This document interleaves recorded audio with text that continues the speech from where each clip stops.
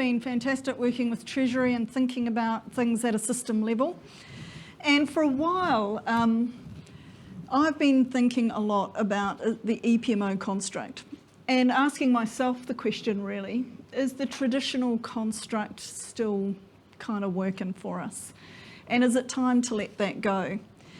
And I've been having conversations with many of you who are having those kinds of thoughts and questions as well. And so I thought it would be useful, just very quickly, for us together to go, so where's the future going for EPMOs? If I had $1 for every chief executive or executive who'd said to me, not sure the EPMO's adding that much value, Karen, I might ditch them.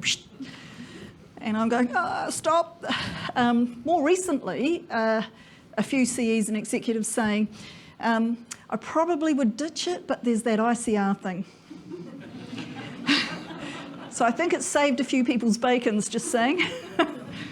But conversely, the number of people that, I've worked very hard, who are working so hard and we have been supporting who are saying our exec just doesn't get it.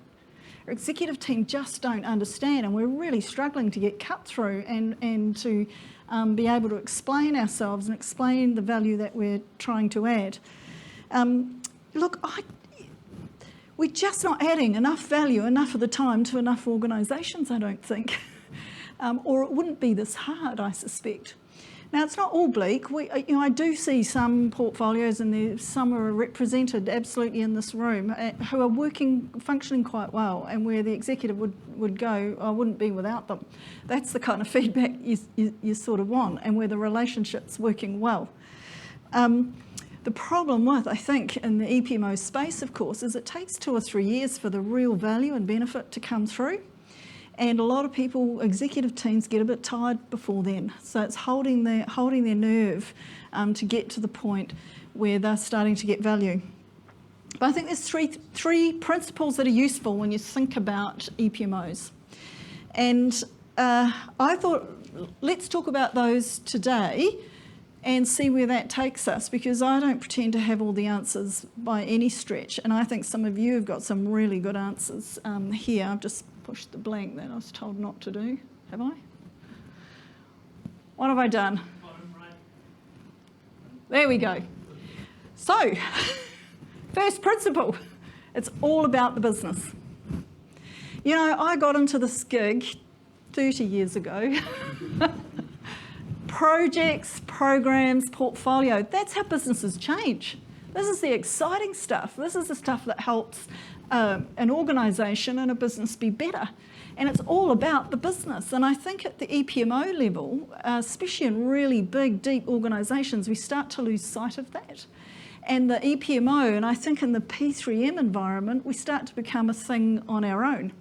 And that's a bit fatal for any support function, frankly, whether it's IT, whether it's property. I was in a meeting room the other day and we wanted to change things around to make it work for the thing we were doing, and everyone said, no, property said we're not allowed to. And I go, and someone's lost the plot. We don't use this meeting room very much because property says we can't shift things around. As it happened, I was in a meeting, but days later in the same organisation where they said, we're thinking of ditching that meeting room because no one uses it. So, it's all about the business, and I think that analogy can be true in the EPMO and in the P3M world. How are we helping the business do their job better?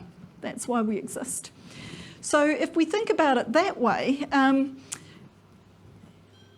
I think it makes us be much more lean and much more keen when we're thinking of putting in any structure, any process, any rule. Is it going to help either keep the business safe or help it go faster? Now, we've done a lot of work in defence, and Pete will, I think, support me in this. At the really big end, and Aaron, really big end of investments, when you're talking projects of, $1 billion odd plus, you want a few belts and braces. You want to make sure that's going to be safe. You want to make sure that investment is very well governed and very well looked after. On the other hand, the lawnmower on a base for 100K or whatever the heck happens, doesn't need all the infrastructure. And so being fit for purpose for the business really matters. And the second thing, and I think this is quite a struggle sometimes, is understanding the needs of governance. Executives are really time poor, so they need their support people to tell them, of course, what's most important and where they need to focus their attention. That's what they're relying on, particularly the EPMO function, I think, for that. And yet I hear often EPMOs say to me, Karen, if only the executive would tell us what they want, we would give it to them, which I think is true, but not that helpful and not that valuable from an executive point of view and from a governance point of view. It's a bit like a physician saying to the patient, tell me what you want from me to help you get well and I'll do that. No, the EPMO are the physician in a way. Here's the things you need to focus on. Here are the things that are important. So I think focusing on and understanding the needs of governance, which are different for different organisations, I think. I worry that the best practice guidance, and I'm a real fan of best practice, by the way, I pull on that guidance a lot, but I worry that we're being let down in the EPMO space. I'm increasingly cynical that some of the guidance is all that helpful. Because I think understanding the needs of governance has got to be really tailored to that governance environment. Now, most chief executives I talk to, executive teams, and there's a few tier 2 people in the room, so feel free to yell out if you think I'm dead wrong. That'd be a great debate. But I hear two things primarily. They either want one or both of, I want real assurance that the stuff we've invested in is going okay and it's not going to get me on the front page news. All right, that's one thing I want. Some also want, not all, I want some deep insights and real help to make some hard investment choices. And that's been very fashionable in the last 10 years, but not every executive wants that or needs it. Their space isn't that complex. And I've seen plenty of EPMOs ditch the how do we support the assurance side of thing in favour of the investment complex algorithms for decision making, and the executive just want a bit of assurance, please. So I think we need to understand the needs of governance. And finally, investment management is a system. And the portfolio program project stuff is not the system, it's a piece of the system. And the finance team, your people teams, your strategic performance and planning teams, your business teams, they are all a really important part of that investment system. And I don't think we've found ways yet to really make that integrated system hum inside our organisations. And I think where my thinking's heading, and I've seen this work in a few organisations who are humming along quite nicely at the moment actually, and they don't have traditional EPMOs, neither of the ones that I've got in mind. They focus on the functions rather than the structure. So they've got a function that's ensuring there's ongoing development of delivery capability and that it's appropriate for the type of investments that they're doing. They've got a function that's ensuring there's a good analytical storytelling capability across finance, across business intel, across all the, that those functions are there and those stories are being told in a way that's useful for their governors. They've got a function that's making sure that the assurance is in the system, that it's not a IQA who comes along, does a tick and dash and charges quite a lot of money. But it's built into the system, so there's real confidence at the governance level. And they've got functions that are helping them keep a system fit for purpose. So I think those are the functions that we're after to have, an integrated, effective, fit for purpose investment management system. So I think those things are actually both difficult and simple, if you like. Both of those things are true.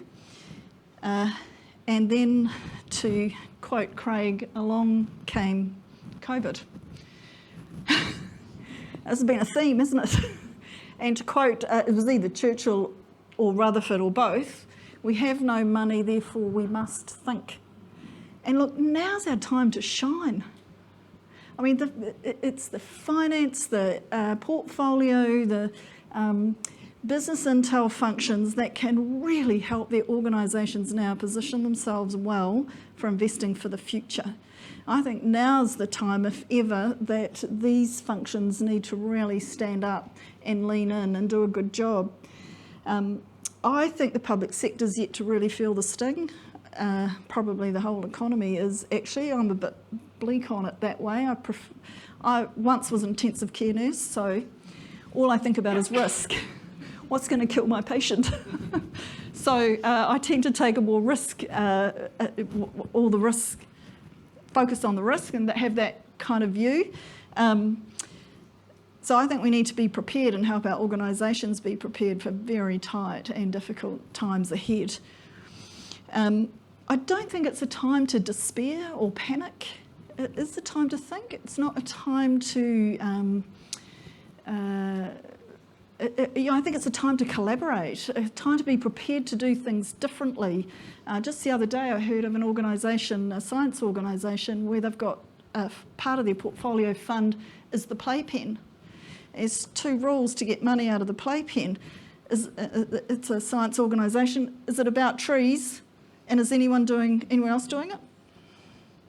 If the answer is yes, it's about trees, and no one else is doing it, here's your cash. It's only a little bit to play with and to see where that takes them. I think I'm seeing some really quite different and innovative ways of thinking about helping our business, our organisation, improve, change, grow, do what it needs to do to have a sustainable and a positive future.